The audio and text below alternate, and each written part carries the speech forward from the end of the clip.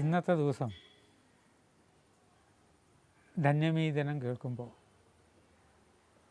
എല്ലാവരുടെ മനസ്സിലും പലതരം പ്രശ്നങ്ങൾ ഉണ്ടാകും.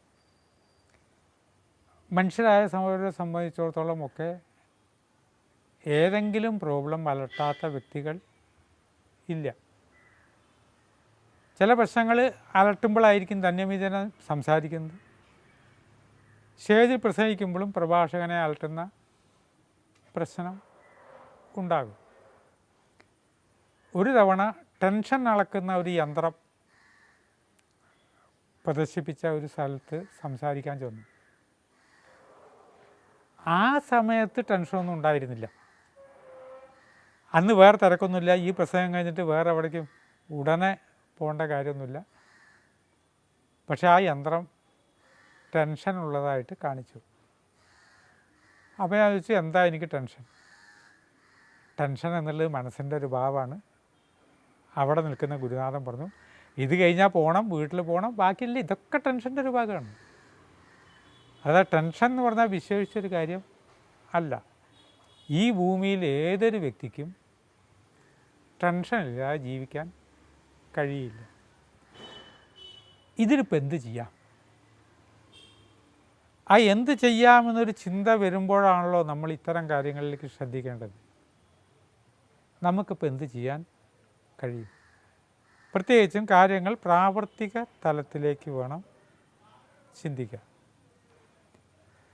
ശ്രീബുദ്ധൻ ഒരിടത്ത് വനത്തിലിരിക്കുമ്പോൾ ശിഷ്യനായ ആനന്ദനോട് പറഞ്ഞു, ആ ജലാശയത്തിൽ നിന്ന് കുറച്ച് വെള്ളം എടുത്തു കൊണ്ടുവരിക എന്ന് പറഞ്ഞു.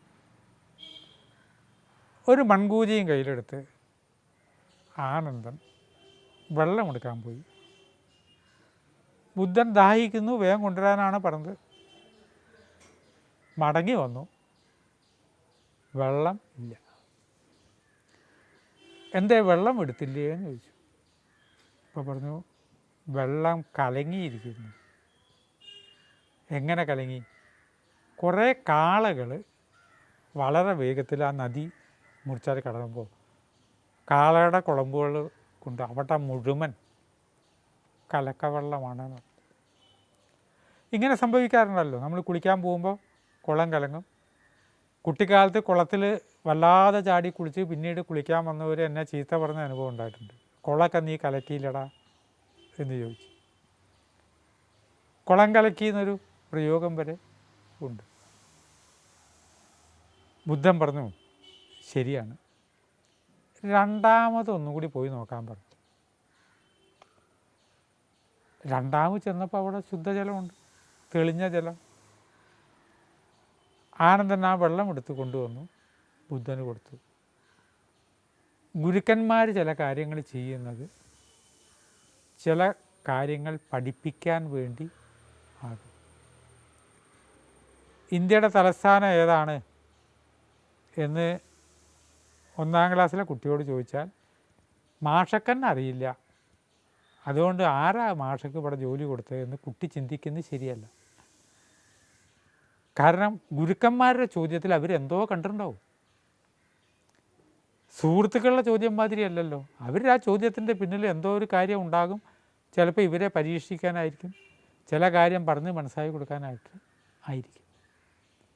ആനന്ദ, ആ കലങ്ങിയ വെള്ളപ്പം എങ്ങോട്ട് പോയി എന്ന് ചോദിച്ചു. ആനന്ദനൊന്നും മിണ്ടിയില്ല. ബുദ്ധൻ പറഞ്ഞു, കലക്കമുണ്ടാകും, ആ കലക്കത്തിനെ താനേ പ്രകൃതി തെളിയിക്കും. എത്രയോ അനുഭവങ്ങൾ നമുക്കൊക്കെ പറയാൻ കഴിയും. എനിക്ക് പറയാൻ കഴിയും. ചില കാര്യങ്ങൾ കേൾക്കുമ്പോൾ ഇതാകെ പ്രശ്നമാണല്ലോ തോന്നും. മനസ്സ് മൂഡൗട്ടാവും. പിന്നെ എങ്ങനെയാണ് മൂഡൗട്ട് മാറുന്നത്? കാരണം കുറേ കഴിയുമ്പോൾ മനസ്സ് തന്നെ ഈ കലക്കട് കളയും. അതൊന്നൊരു പ്രശ്നമല്ലാന്ന്. ആ പ്രശ്നത്തിനൊക്കെ ഒരു പരിഹാരം ഉണ്ടാവും. പിന്നെ നമ്മൾ ഇത്ര നേരം ടെൻഷൻ അടിച്ചോ? കാളക്കുളമ്പുകൾ കലക്കിയ മാതിരി ചില കാര്യങ്ങൾ വരുമ്പോൾ ഇതോടുകൂടി ലോകം അവസാനിച്ചു, എൻ്റെ ജീവിതം തീർന്നു എന്നൊക്കെ നമുക്ക് തോന്നും. ആ കലക്കം പ്രകൃതി തന്നെ സുഖപ്പെടുത്തുന്ന മാതാവാണ് പ്രകൃതി. ഓപ്പറേഷൻ കഴിഞ്ഞു, ടെൻഷനോട് കൂടി നിൽക്കുമ്പോൾ ഡോക്ടർ വരും. ഈയിടെ ഒരു പേഷ്യൻ്റ് ഡോക്ടറോട് ചോദിക്കുമ്പോൾ ഞാൻ അടുത്തുണ്ട്, എന്നൊക്കെ മാറും. ബുധനാഴ്ച എനിക്ക് ഗൾഫിലേക്ക് മടങ്ങാൻ പറ്റുമോ? ഇതാണ് ചോദിക്കുന്നത്. ആ കലക്കം തീർക്കേണ്ടത് പ്രകൃതി ശക്തിയാണ്. ഡോക്ടർക്ക് പറയാൻ പറ്റുമോ ബുധനാഴ്ച പോകാൻ പറ്റുമെന്ന്? ഓരോ ശരീരത്തിനും ഓരോ പ്രകൃതമല്ലേ. എന്താണ് മറുപടി പറയാമെന്നൊരു നിമിഷം ആലോചിച്ചതിന് ശേഷം ഡോക്ടർ പറഞ്ഞു വെയിറ്റ്. അപ്പോൾ എനിക്ക് തോന്നി ഈ വെയിറ്റിന് വലിയ അർത്ഥമുണ്ട്. വെയിറ്റ്. മകളുടെ കല്യാണം കഴിഞ്ഞിട്ടില്ല, എപ്പോൾ നടക്കും? നടക്കും. വെയിറ്റ്. രോഗം മാറുന്നില്ല, രോഗം മാറും. വെയിറ്റ്. ഒരു കടയിൽ പോയിട്ട് സാധനം വാങ്ങാൻ ചെന്നാൽ എങ്ങനെയാണ്?